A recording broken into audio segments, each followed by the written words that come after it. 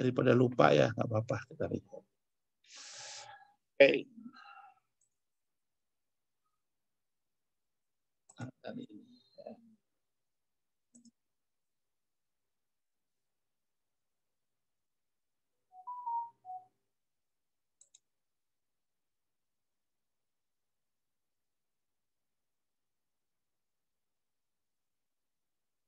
Oke.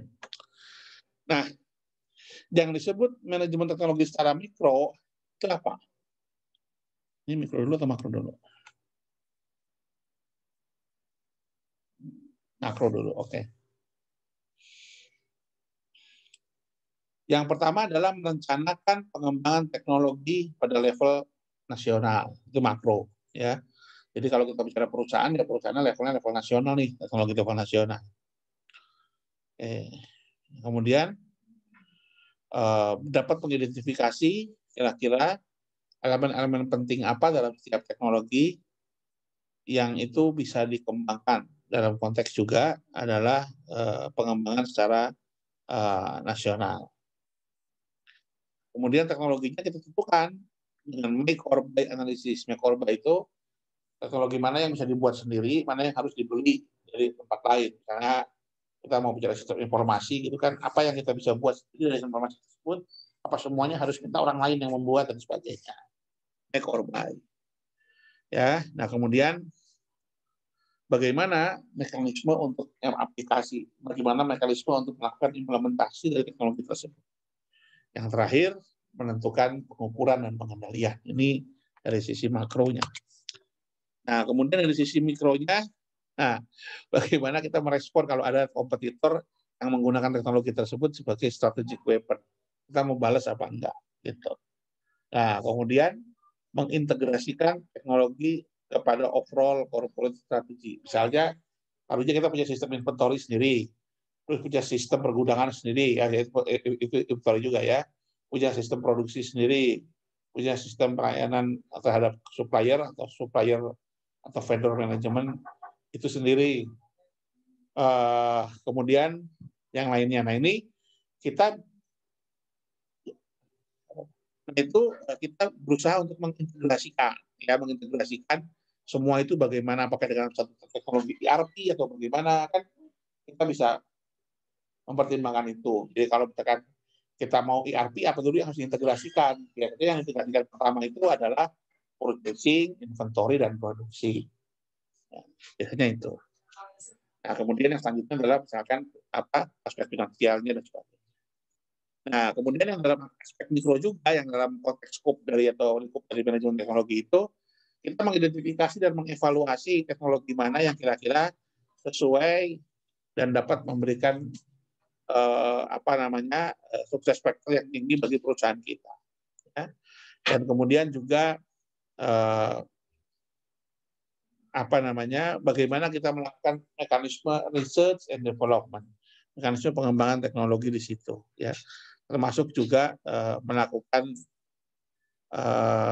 identifikasi teknologi-teknologi mana yang sudah ketinggalan zaman, mana yang belum, mana yang harus diganti dan sebagainya. Nah, ini merupakan satu metode. Oke, nah kemudian kita bicara inovasi nih, ya. Kemarin kita ngomong bahwa inovasi itu sangat terkait dengan kreativitas. Ya, inovasi itu terkait dengan kreativitas. Kreativitas itu apa? Ide yang berbeda dari yang sekarang sudah ada. Nah, ide yang berbeda itu bisa berbedanya benar, bisa berbedanya ngawur. Ya, mungkin ada yang bilang, kalau seperti itu bagaimana Pak? Ya, memang kita sebagai sebuah perusahaan, sebagai sebuah orang dalam bidang industri, harus memberikan keleluasaan kepada setiap orang untuk bebas mengembangkan ide. Tujuannya supaya ada inovasi. Kenapa? Memang betul, ide itu nggak mungkin semuanya baik, pasti ada yang ngawur juga. Misalkan Anda punya perusahaan, punya karyawan 100, semuanya disuruh ngomong bebas juga. Belum tentu 100 itu idenya bagus semua. Enggak, yang bagus beberapa saja. Tapi nggak apa-apa. Dan ini sifatnya hanya ide, belum tentu diterapkan. Jadi yang disebut kreativitas itu ide. Jadi syaratnya inovasi itu adalah creativity. Nah, setelah ada 100 ide, jadi biasanya gini, Pak, kalau perusahaan saya itu, biasanya kalau ada 100 orang itu, yang 40 ide ini ngawur, orang genah. Ya sudah, biarin.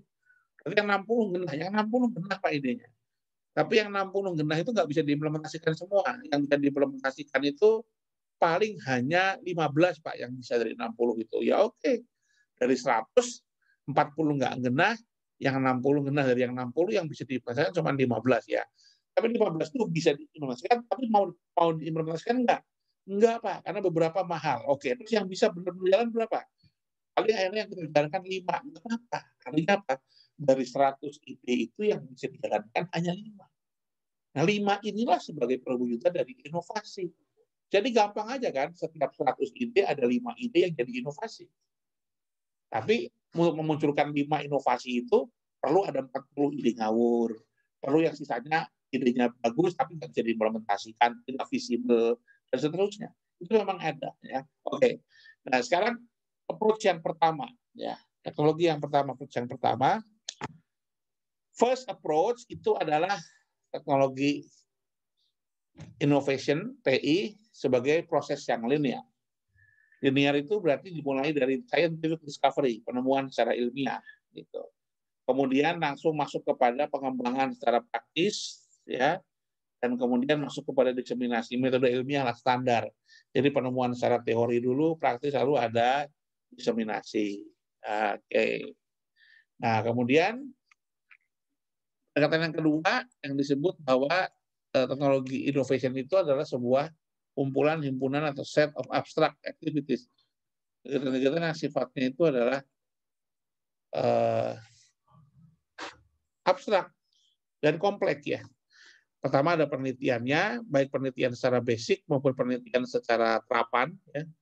Nah, kemudian kita harus melakukan proses kolaborasi dengan banyak orang. Jadi kita lihat ini, kita seperti ini.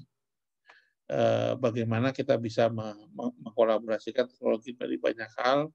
Misalnya ini listen to explore, dan to adjust, focus and align, link and leverage. Jadi bagaimana kita bisa melakukan ini semua dan seterusnya. Nah, ini beberapa tahapan-tahapan. Ya. Ya. Ada 5 yang akan kita bahas dalam teknologi kita: teknologi identification, teknologi selection, teknologi exploitation, teknologi protection, and teknologi acquisition. Sekarang arah kepala itu. Oke. Nah, baik, saya rasa itu dulu. Kalau ada yang mau disampaikan, saya persilakan. Ya, pertama, saya akan berikan tugas kepada Anda untuk individu dulu, ya, untuk kelompoknya saya akan baru buat ini, nanti akan saya posting minggu depan. Ini ada tugas untuk individu, dikumpulkannya tugasnya seminggu dari sekarang. Jadi bukan pas kuliah hari Senin, tapi seminggu dari sekarang dikumpulkannya. Nah, nanti dikumpulkannya itu setiap mahasiswa mengumpulkan dulu ke ketua kelas dalam bentuk file PDF. Nanti ketua kelasnya akan menggabungkan PDF semua itu dalam satu bentuk file RAR atau zip yang dikirimkan ke saya via email. Nanti file PDF-nya masing-masing ditulis nama NIM, bukan nama NIM, NIM.pdf. NIM-nya berapa? Lengkap ya, NIM lengkap, .pdf, dikirimkan ke ketua kelas, nanti ketua kelas menggabungkan itu dalam satu file. Nah, filenya itu dalam bentuk RAR atau zip, dikirim saja tugas 1, gitu ya. Tugas 1 Mantek manajemen teknologi, dikirimkan ke saya. Apa tugasnya? Ya. Tugasnya Anda saya minta membuat paper yang isinya studi kasus. Studi kasus peranan manajemen teknologi dalam pengembangan daya saing industri. Pengembangan daya saing industri melalui manajemen teknologi. Temanya itu. Terus studi kasus Anda ambil cari di mana-mana. Kira-kira bentuknya bentuk papernya itu ya penerapan manajemen teknologi pada industri ini. Contoh kasusnya di mana, penerapan, ya kayak gitulah kira-kira ya. Jadi Anda ceritakan. Dibuat dalam bahasa Indonesia, maksimal 5 halaman, di luar halaman cover, diketik menggunakan Times New Roman 12, fontnya, spasinya 1,15, ya, marginnya standar 3,3,3,3. Jadi atas, bawah, kanan, kiri 3,3,3,3. Cuma 5 halaman, belum termasuk cover. Kalau dengan cover berarti 6. Nah, dikirimkan ke ketuanya dengan nama file nim.pdf. Nah, kemudian nanti ketuanya menggabungkan semua itu dalam satu file RAR atau zip, baru dikirimkan ke email saya. Kapan itu dikirimkan ke email saya? Maksimal 1 minggu dari sekarang, berarti hari Sabtu depan. Jamnya ya jam 12 gitu. Sehingga saya hanya menerima satu email saja dari ketua kelasnya. Kira-kira itu dulu. Sampai di sini ada yang mau menanyakan? Saya persilakan. Pak, mohon maaf, tadi spasinya berapa ya, Pak?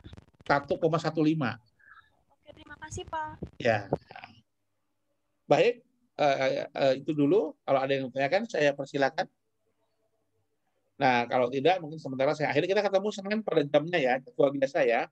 Kita ketemu lagi hari Senin, kita kuliah seperti biasa. Bagi yang tidak hadir nanti ini akan saya forward recording filenya. Baik, saya rasa itu dulu. Terima kasih. Assalamualaikum warahmatullahi wabarakatuh. Waalaikumsalam warahmatullahi wabarakatuh. Waalaikumsalam Ya. warahmatullahi wabarakatuh.